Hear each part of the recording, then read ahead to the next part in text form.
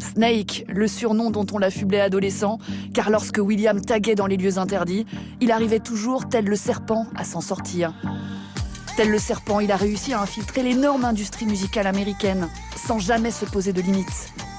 L'ancien gamin de banlieue cumule aujourd'hui 5 milliards de vues sur YouTube.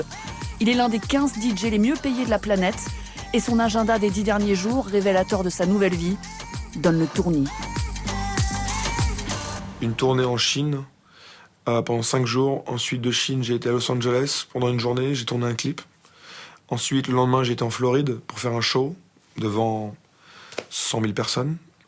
Le lendemain, j'ai été en Colombie, à Bogota. Et me voilà aujourd'hui à Paris. Et vous repartez ? Demain matin. Partout, dès que j'atterris quelque part dans l'aéroport, il y a plein de gens qui m'attendent, dans les hôtels. D'où les lunettes de soleil. Pourquoi ? J'enlève les lunettes de soleil et je redeviens William. Quand vous êtes sans lunettes de soleil, on ne vous reconnaît pas. Bizarrement. Par contre, ce qui est marrant, c'est que quand je suis à la plage en vacances, je suis le seul mec qui a pas de lunettes de soleil.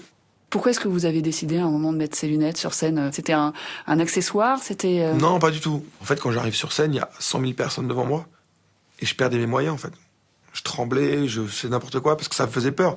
La foule me faisait peur. Et on m'a dit, mets une paire de lunettes. Et quand je l'ai fait, ça m'a... Comme une protection, en fait, comme une sorte de... Une carapace, ou... Ça m'a permis de garder mon calme. Quand vous étiez enfant, vous étiez très timide. Comment est-ce que vous camoufliez votre timidité ? En fait, c'était une angoisse pour moi d'aller à une boum et de danser avec des filles devant tout le monde. Genre, moi, il fallait pas me parler de piste de danse, en fait. Je pouvais pas, j'étais très réservé. Et en fait, la parade que j'ai trouvée, c'est de m'occuper de la musique. Donc j'avais mes CD de titres à l'époque. J'avais 11 ans, peut-être. Et je mettais la musique. Et je faisais danser les gens, déjà, à l'époque. Sans savoir que c'était être DJ, en vrai. Comment vous avez fait pour vous payer votre première platine ? Je travaillais au marché. On déballait les stands de fruits et légumes. Après, ma mère m'a aidé aussi. Elle m'a filé un petit billet. C'était un sacrifice pour elle, quand même. Complètement. Ma maman était nourrice, femme de ménage. Elle a fait plusieurs jobs. À 16 ans, vous avez quitté l'école ? Ouais, sans diplôme. Ça n'a pas de nature à inquiéter votre maman, ça, à ce moment-là ? Si. Mais en fait, j'étais tellement pas fait pour l'école. Qu'est-ce que vous avez fait comme petit boulot à l'époque ? Coiffeur. Mais pas du tout dans un salon.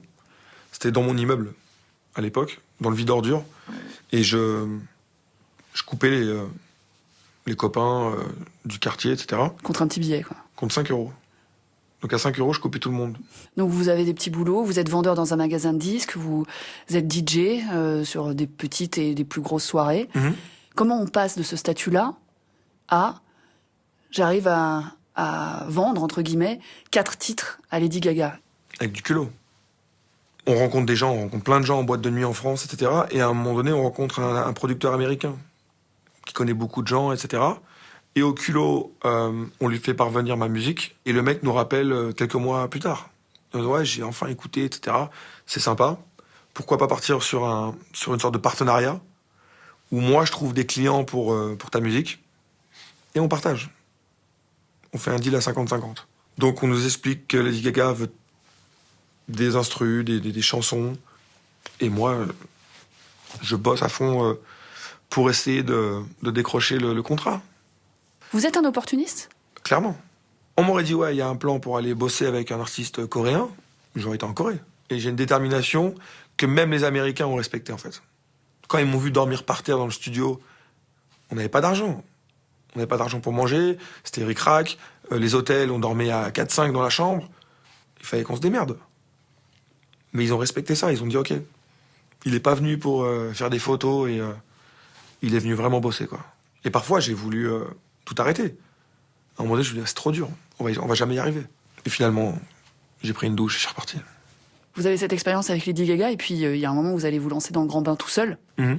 Et c'est là que vous allez faire un carton plein. C'est fou, non ? J'étais au restaurant à Miami et je vois que mon Twitter s'affole, les notifications défilent et je vois tout le monde qui me parle de Obama, la Maison Blanche. Et je me suis dit, mais qu'est-ce que c'est que ce bordel ? On a vraiment fait du bruit, là. Aujourd'hui, vous jouez devant 80 000, 100 000 personnes. Il n'y a pas un risque de perdre pied avec la réalité ? Clairement. Si. Après, j'ai eu la chance d'avoir percé tard. Mais je me mets dans la peau d'un gamin de 18 ans, quand le succès lui tombe dessus. Et c'est très dur. Vous avez compris, par exemple, le suicide d'un autre DJ très célèbre, Avicii. Mais je le comprends.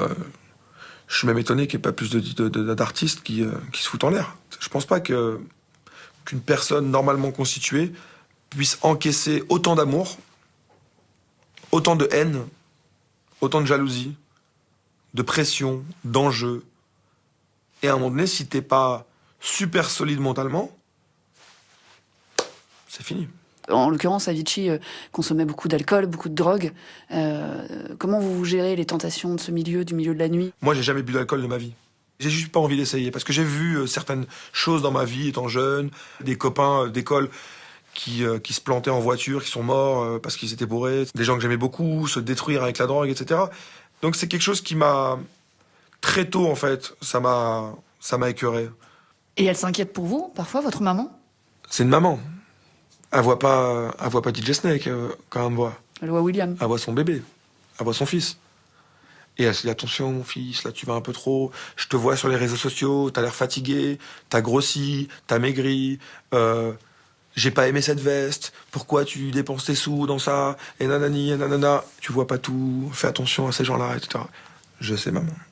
C'est le business. Je contrôle. Sur les réseaux sociaux, on vous voit souvent devant des avions privés avec des belles voitures. La réussite, ça s'affiche? Bah, ouais, mais j'ai pas de problème, moi, sur ça. Pourquoi je vais me cacher? Je mixais dans des MJC, moi. Dans des petits clubs, dans des trucs tout pourris pendant 15 ans. Donc quand je suis là, et vous me voyez en jet privé, vous me voyez aux États-Unis, à Las Vegas, au Japon, partout, il faut montrer aux jeunes que quand on bosse dur, quand on est passionné, déterminé, on peut y arriver. Vous voyagez effectivement énormément. Est-ce que ça a changé votre image que vous aviez de la France? Bah, c'est un super pays. On se plaint de plein de choses qu'on n'aime pas par rapport à notre pays. Mais quand on va dans d'autres endroits, d'autres continents, etc., on se rend compte qu'on a beaucoup de choses. Vous vous tenez au courant de ce qui se passe en ce moment dans les banlieues françaises? Il y a des jeunes qui, parfois, brûlent des bâtiments publics. C'est bien sûr que c'est choquant et c'est déplorable. Mais comme on dit, l'arbre qui tombe fait beaucoup plus de bruit que la forêt qui pousse. Donc c'est toujours ces cas isolés qui font plus de bruit que tous ces gens-là qui vont le matin travailler, qui vont à l'université, qui vont au lycée, qui ont des boulots, qui payent leurs impôts, qui font du sport, qui font des choses positives. C'est quelque chose de fort. Parce que déjà, je suis super fier de notre pays. Je suis super fier de là où je viens, de Paris, de la banlieue parisienne. Et je représente ces couleurs partout dans le monde. Je suis quelqu'un qui clame haut et fort l'amour de son pays. Même si notre pays n'est pas parfait. Mais c'est notre pays.